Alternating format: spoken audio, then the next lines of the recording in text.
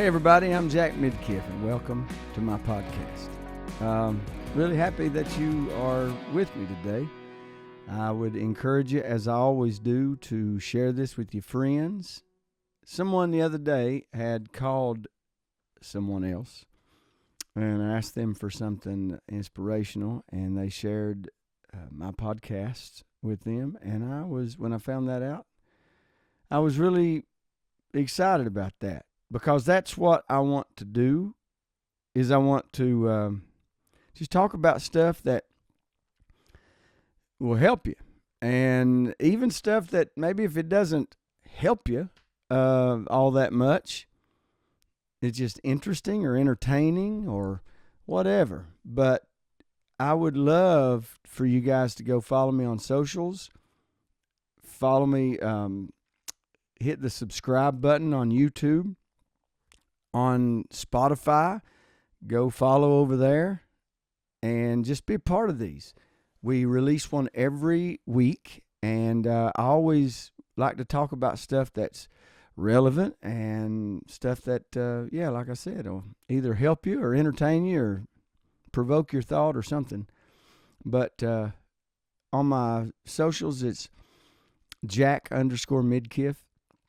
And then, of course, I do pastor a church called High Praises Church, and we have podcasts each week also there, and just love to connect with you. If you'd like to email me, I'd love to hear from you. It's jackmidkiff@gmail.com, and I would love to hear what you guys would like for me to talk about on these podcasts. If you have any subjects or questions, let me know what they are. And you can always message me through socials, and it's always Jack_Midkiff. Did I say that? If I did, I repeated it. So today I want to talk about being a parent. For me, more specifically, being a father. And when I was thinking about this, I kind of thought of the thought came through my mind. Being a parent is not for the weak. Just because you procreate, make a kid, in other words, doesn't necessarily mean that you're being a parent.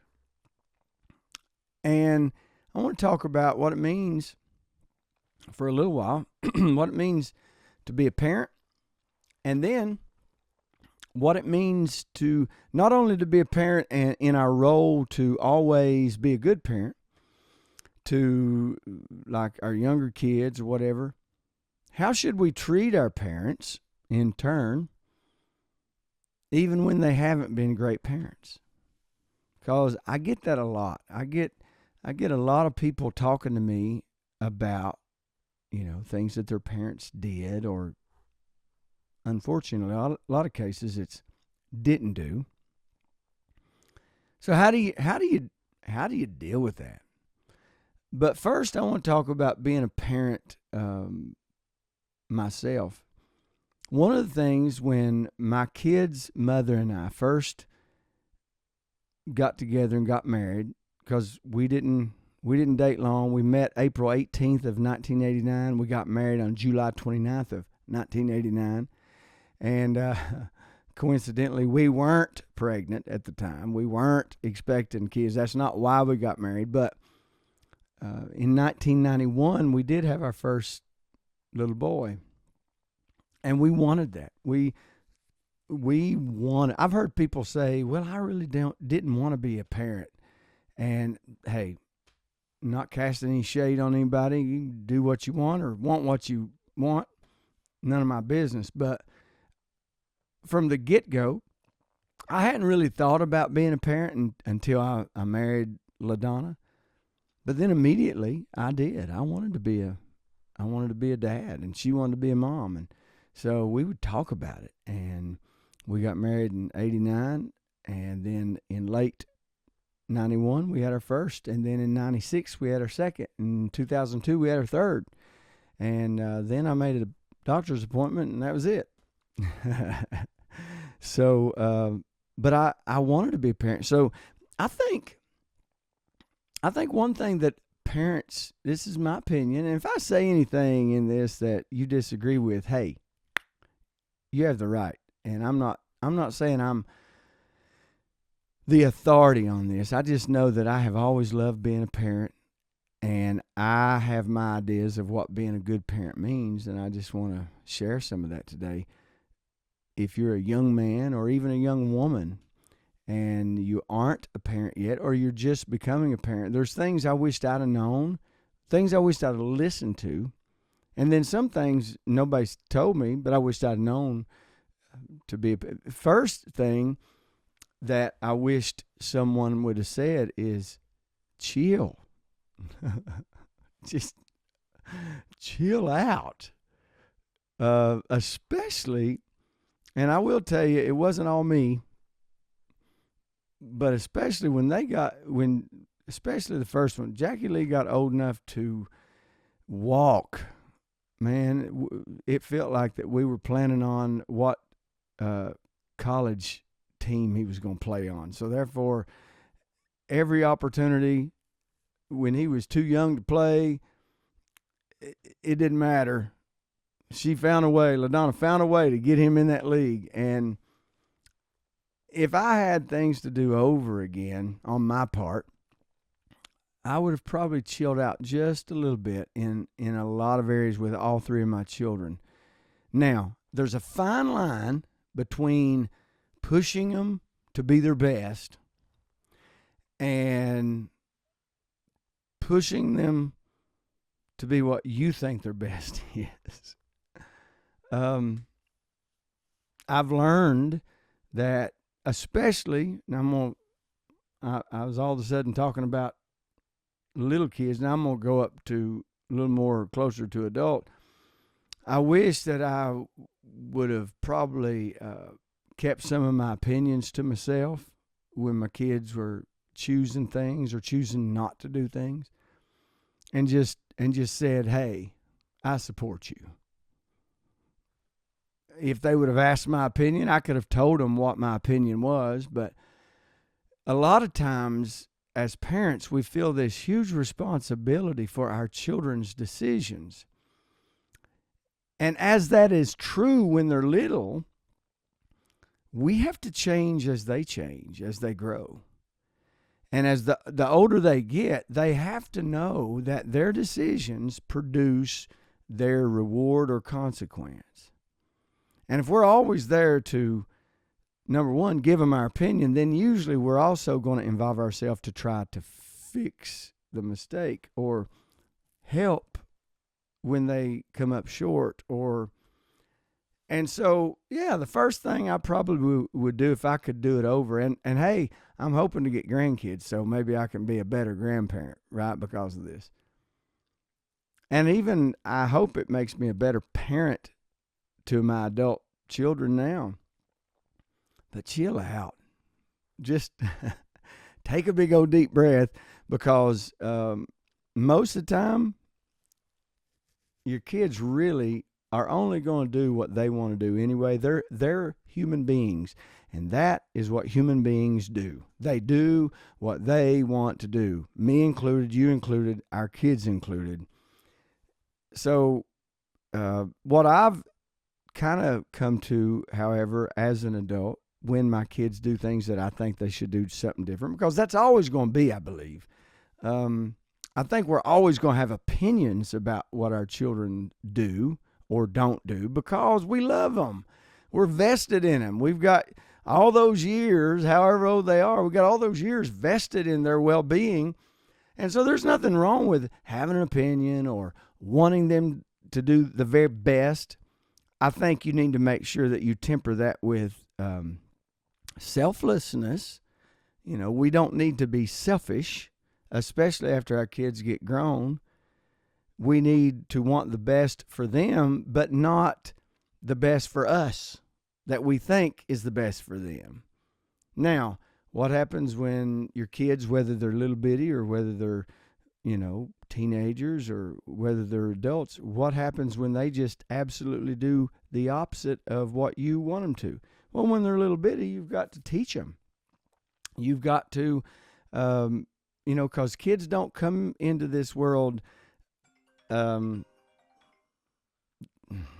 I forgot to silence my phone, and I'm just going to leave this in here. We're going to be real, okay?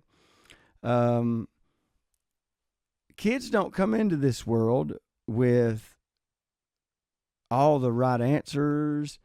They don't come into this world knowing, it's kind of like not too long ago, my kids were, I showed my lack of knowledge about some technology not too long ago. And, I always like to remind them that I actually showed them how to use a spoon and a fork. So they came into this world with no prior knowledge, right? So as they're young, we have to teach them. As they get a little older, and we've taught them when they're young, they get a little older, they still defy us and go their own way. We have to correct them, and we have to be a responsible parent. Still not being selfish, but being instructive in correction. Knowing that if they don't get this corrected, if they keep defying authority, when they get to a certain age, they're either going to be a horrible human being or they're going to be in trouble. And then as I have now 3 adults, I've learned to, as they decide that they're going to do what they're going to do, whether I like it or not. And all 3 of my kids are very kind to me. They're very good to me. But, there's been moments that I've made suggestions and I felt like it went in one ear and out the other, proverbially. We also have to let them feel it. I've not been great at that. I've always been kind of like, I want to fix it. I don't want them to suffer. And I think one thing that made me be that way is when my dad passed away when I was 17, my mother moved away, and I love my mother, but truth is the truth. She moved back to West Virginia, and I was all alone. Well, my wife, their mom, passed away when they were very young, my kids. And so I didn't want them to feel alone.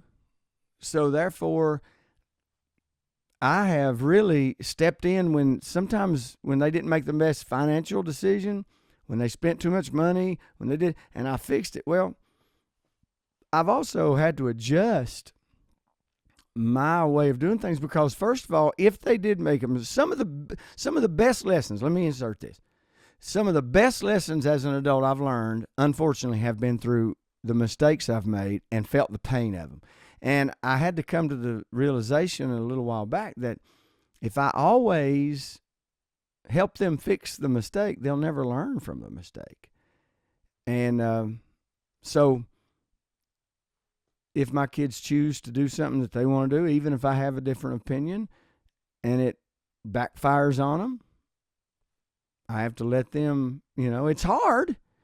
It's not easy. I have to let them deal with it. And then if they choose what I didn't want and it succeeds, I have to be proud for them and happy for them and not be prideful and go, well, you should have done it my way. No, if it's successful, it's successful. And I want to, and I do my best to accept that and celebrate that.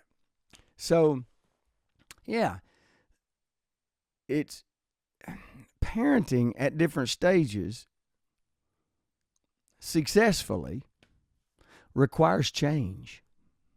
A change of mindset, a change of conversation, a change of participation. Because, man, I've been with my kids so many days of their life. I've just been involved. I want to continue to be involved. But as life progresses, I'm not going to be involved as much on a daily routine, on a daily access. And quite frankly, I'm just being honest, they don't want you to. They want to live their life in certain ways, and it's healthy for them to do that. It's not healthy as a parent to hover and to micromanage. And when you're a good parent, micromanaging comes easily because you want them to succeed. You just have to temper selflessness. Let me go back and say that again. You just have to temper the selflessness in that bond, because I don't ever want the bond to be broken, and it won't be as far as I'm concerned. But I've now moved into a different stage of my life than I was when they were younger. With them, I celebrate, and I love to be with my kids. I love to see them succeed. I love to hear the wonderful things that's going on in their life, and wisdom is so useful as a parent. The older you get, the more ready you are to use wisdom, because there again, as a young man, as a parent to young kids, you automatically think, because you did teach them to use a spoon, that you know so much more than they do. And maybe that's true in the worldly sense. Maybe it's true in knowledge of living. But even then, goes back to that, what I wished I'd have done. Even then, wisdom.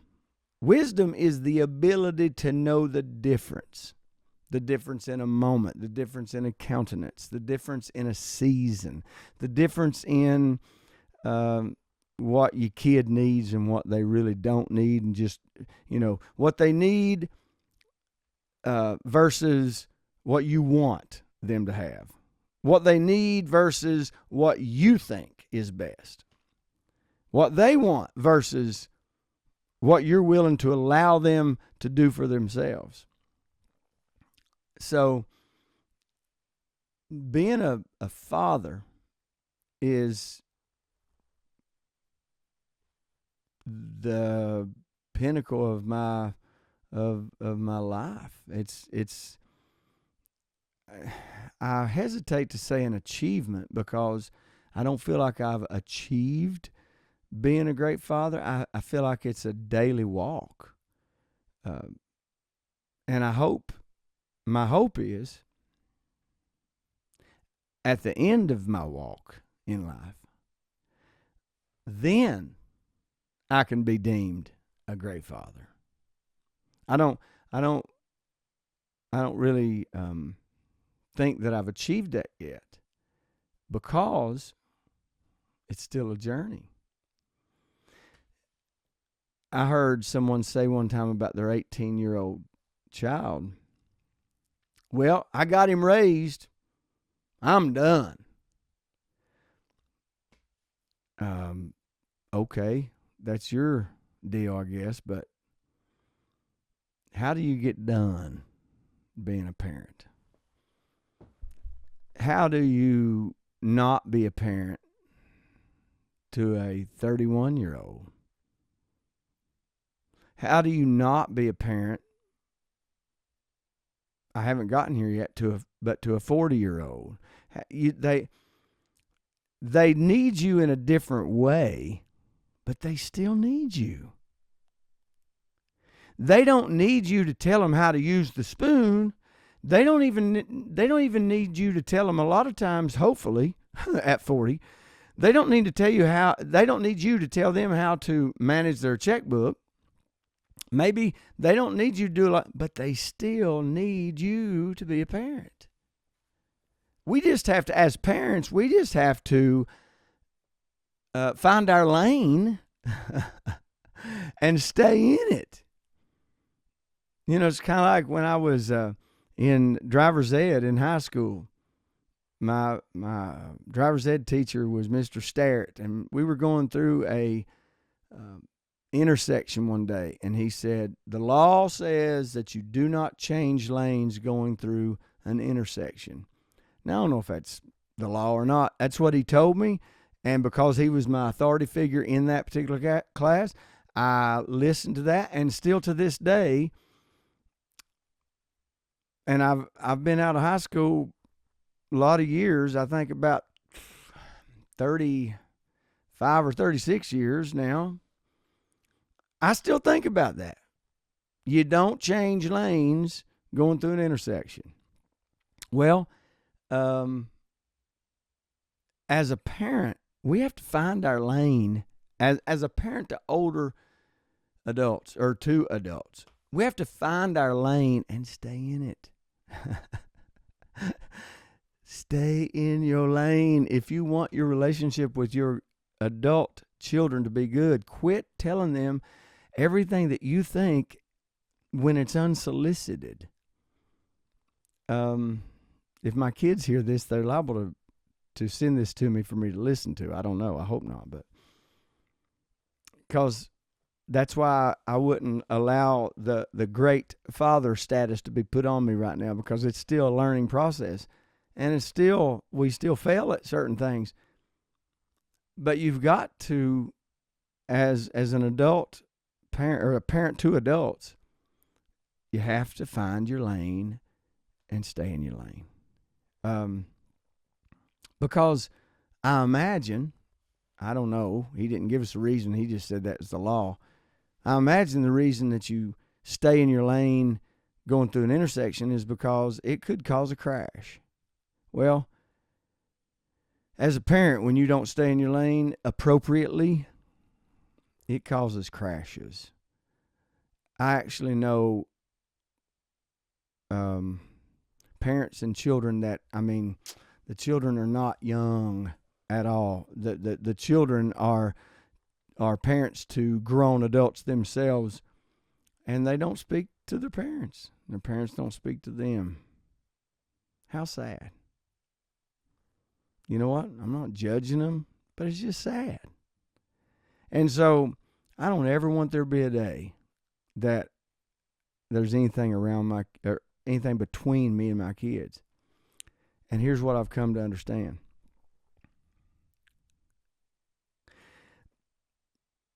Just because I think it's best as a parent to a grown person, I don't have the right to impose that on them. I had the privilege of imposing my thoughts as they were little bitty, as they were teenagers. Now they're adults. I don't have the right as a parent to impose my opinion. If they ask me, I have the honor and the privilege of speaking into their life. But if they don't ask, stay in your lane. Because I don't do that out of fear. I do that out of respect. But when you do things the right way, when you live your life in order, then your life will be in order. And you know what? I want my kids to say, yeah, they can go with Big Jack, because coincidentally, that's what my grandkids are going to call me. Don't judge me. Matter of fact, I've been told by my kids, no, they can't call you that. And there again, as adults, they can tell their kids to call me whatever they want to. But I have the right to tell their kids to call me what I want them to call me. And when they're around me, I'm going to tell them they're going to call me Big Jack. But I want them to allow their kids to come and hang out with Big Jack because they trust their dad. They trust their dad in a way that they trust their children with their dad. I want to be a parent to grown adults to where they would not think that I would undercut them as a grandparent. They wouldn't think that I would try to usurp their authority. Now, we might sneak off and get an ice cream when we're told not to, something like that, but nothing harmful.